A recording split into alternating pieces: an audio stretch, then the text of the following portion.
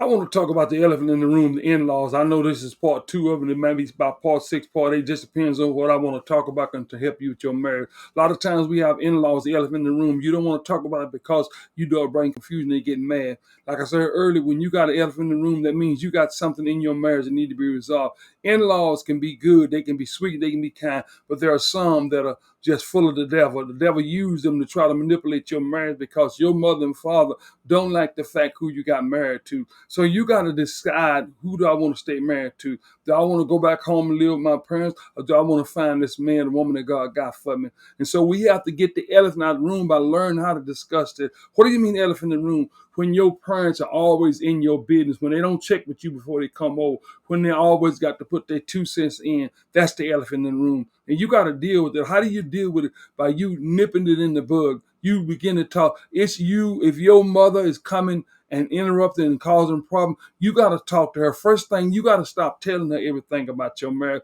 Then the second thing, you got to let her know, Mama, listen, you can't come over and mess with my husband. You can't mess with my wife. See, it takes you, if it's your mama, then you to deal with it. And you have to confront them in a nice way. We're not talking about being disrespectful, but then the Bible teaches us that you got to lead them. If you got to lead them, they got to release you. Sometimes parents don't want to let go of their children. They don't want to let go of their son and daughter. Sometimes they feel like ain't nobody good enough. Some parents don't even get you ready for marriage. They just think you're going to forever be their baby. But if you want a real life, we're going to deal with the elephant. The elephant in the room is when you got parents that are always manipulating, they always controlling. This happens, like I said, because you tell them everything that go in your house. They ask you, say, listen, Mama, I don't want to talk about this as my marriage. My mother would slap my daughter. She would push us out the way. She never wanted us to hear what was going on, and we didn't have nothing to say about it, and she wouldn't allow us. Why? Because there was not going to be an elephant in the room coming from the kids. Some of you, the elephant in the room is your in-laws. What are you saying?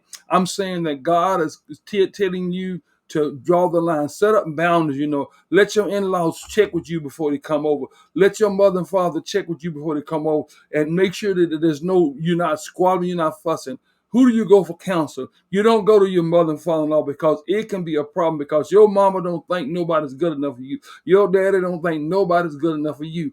Come on, and because they don't think that nobody's good enough for you, you don't realize that. So you go home that night and you give it and y'all make up. The next time they see your mother-in-law, say, you ain't nothing but a fool. Your dad and your mama say you ain't nothing but a fool. Why? Because you told them all the dirt in your home. You told them all the dirt about your spouse, and they're not forgiving. You forgave them, but they didn't. So every time your parents see, they say you're a fool. Every time your parents see your spouse, they get 38 hours. Why? You started that. How did you start it? You allowed your parents to become your confidant. You don't let your parents become your confidant. Now what you got to do is you got to start pumping the brake. You got to let them know, Mama, I'm sorry. I was wrong for telling you. I love this woman. I love this man. And let me please, this is my marriage. Just pray for him. This is what you got to do. If you're enjoying these comments, follow me, Gaston Rivers Ministry, on Facebook.